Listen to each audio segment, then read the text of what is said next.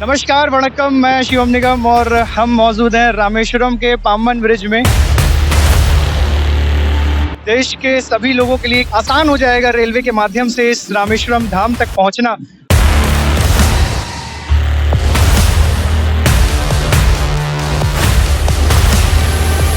नया पाम्बन ब्रिज, इसका इनॉग्रेशन भी कुछ समय में होने वाला है और इसकी क्या खूबी है, सारी चीजें हम आपको इस पूरी रिपोर्ट में बताएंगे।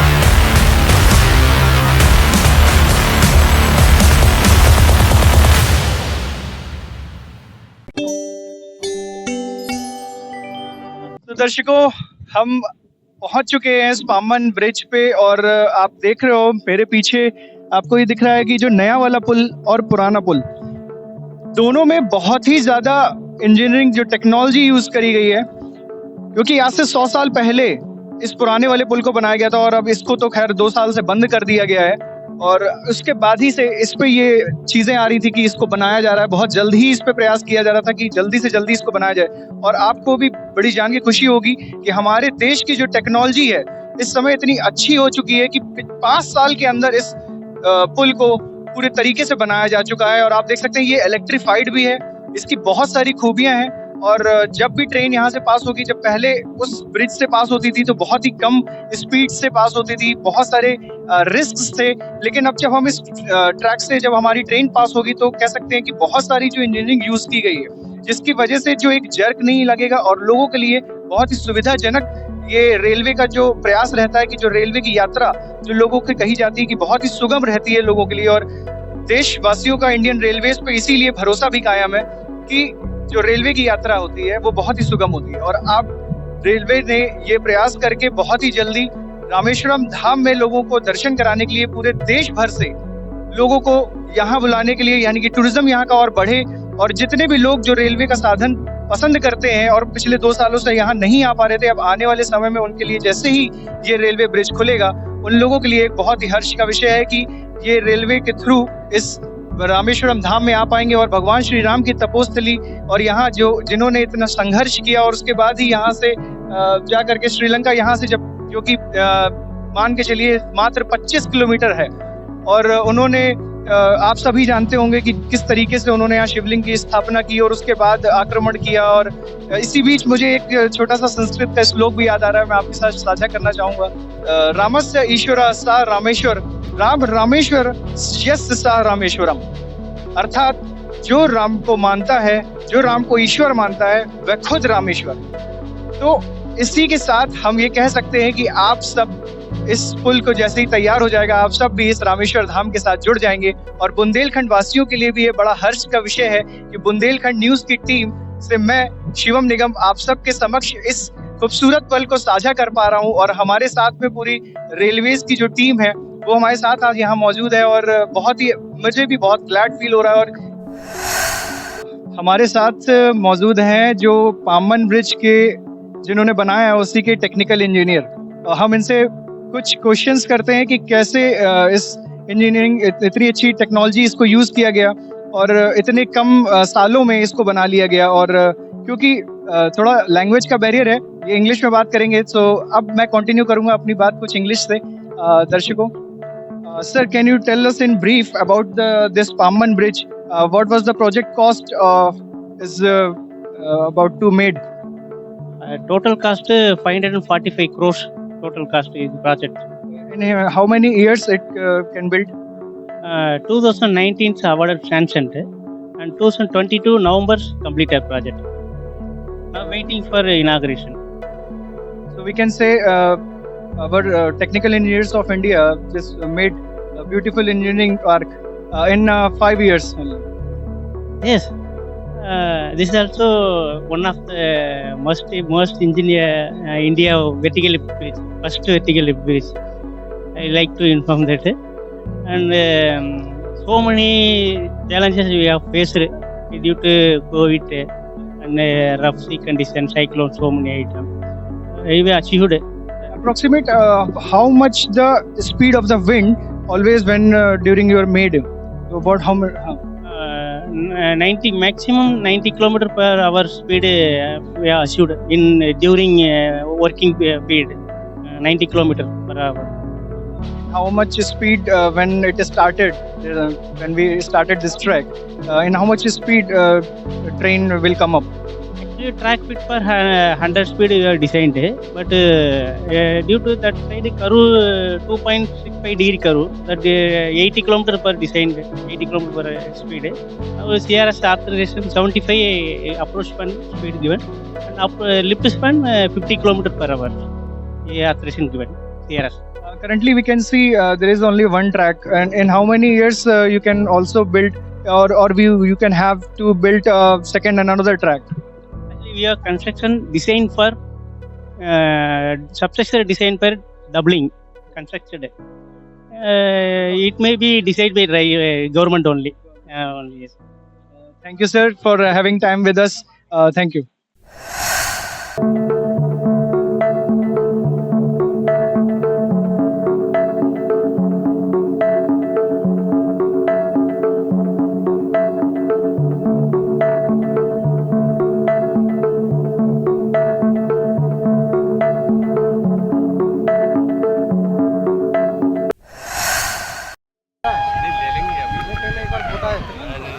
इधर कोई फोटो वाला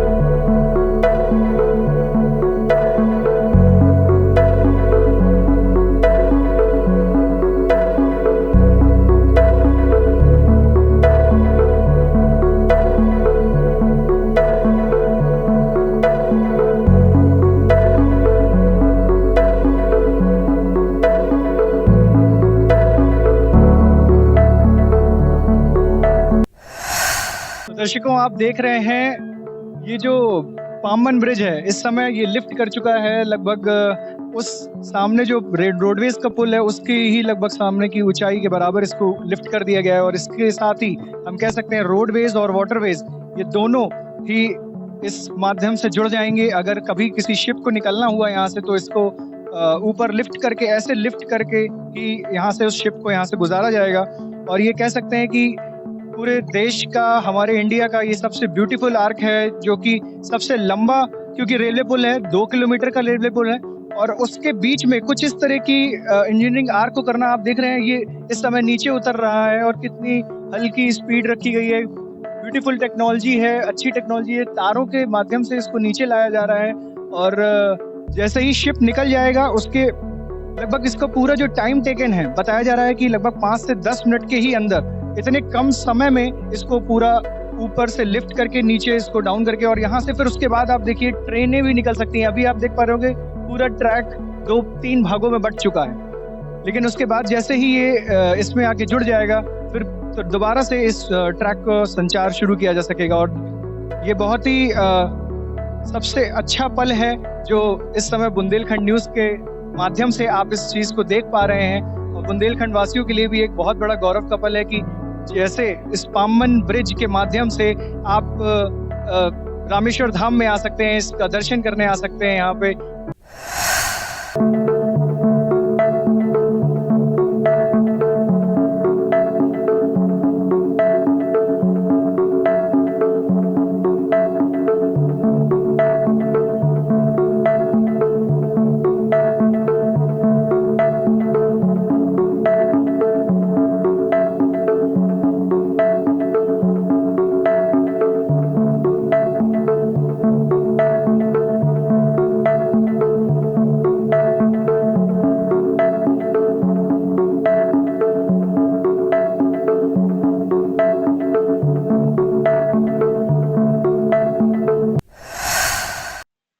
We have with us PRO of Salem Division named Shri Michael sir.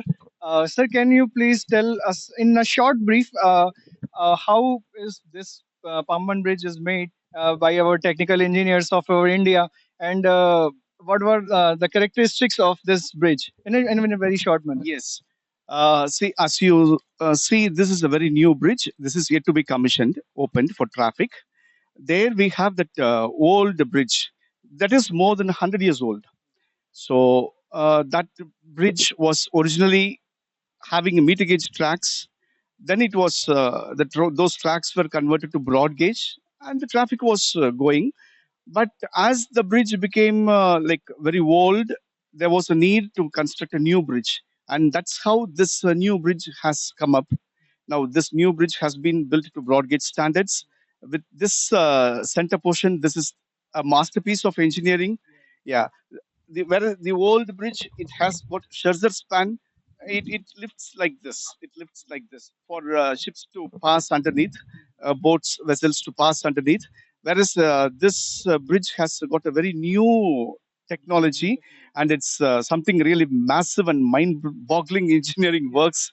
Yeah, this center portion lifts. Currently, this is only there is only one track, and after how many years we can say ki there are also two tracks. Provisions for doubling. As you can see, there are pillars already. So when necessity is there, the second track can come up. So this portion will have double lines, and it's already electrified, as you can see. So we have trains. Even before this bridge came up, there were trains from Chennai, Madurai, Trichy. These are nearby places, and even from weekly trains from far-off places such as Ayodhya and things like that.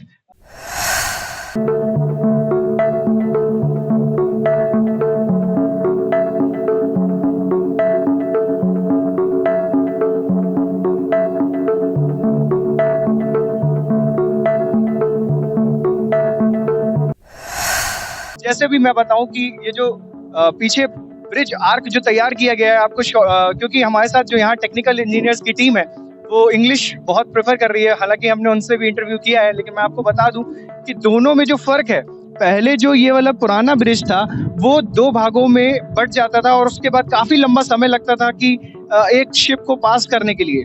लेकिन जैसे ही ये वाला bridge अब जब ये बन गया है, इसको दो भागों में बंटना नहीं है, बल्कि अब ये जो है लिफ्ट हो करके ऊपर पहुंच जाएगा, और जैसे ही ऊपर पहुंचेगा, जिस शिप को भी यहाँ से क्रॉस होना है तो वो इसके नीचे से जा करके क्रॉस होकर के यहाँ, इससे बहुत सारे फायदे भी कह सकते हो आप कि यहाँ का गुड्स और कैरियर का जो सामान है वो बहुत ही इजीली यहाँ से श्रीलंका या और भी देश विदेश में हम अपना तरक्की कर पाएंगे, जीडीपी को भी बढ़ा पाएंगे। तो बहुत सारे साधन और बहुत सारी चीजों को लेकर के इस पाम्बन ब्रिज से आने वाले समय में मैं कह सकता हूँ दर्शकों बहुत ही ज्यादा फायदा होने वाला है।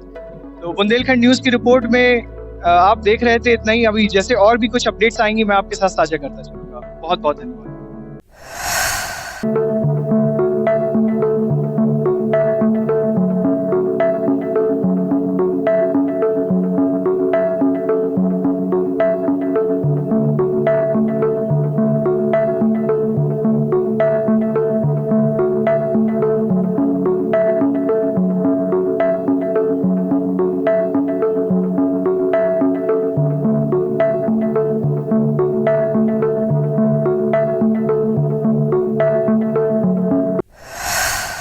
तो दर्शकों, हमने आपको पूरा रिपोर्ट दिखाई कि कैसे इस ट्रेन मतलब इस पाम्बन ब्रिज से जब ट्रेनें गुजरेंगी तो कितना देश के सभी लोगों के लिए कितना ही आसान हो जाएगा रेलवे के माध्यम से इस रामेश्वरम धाम तक पहुंचना। और इसी तरीके से बुंदेलखंड न्यूज को और बुंदेलखंड की न्यूज की टीम को प्यार देते रहिए आप लोग, क्योंकि आप लोगों की वजह से ही हमें ये मौका मिलता है कि हम रेलवेज की जो खबरें हैं वो आप तक समय समय से पहुंचाते रहें। रेलवेज की हर खबर को देखने के लिए बुंदेलखंड न्यूज, और मेरे साथ है कैमरामैन आशीष निगम के साथ शिवम निगम, रामेश्वरम। Thank you.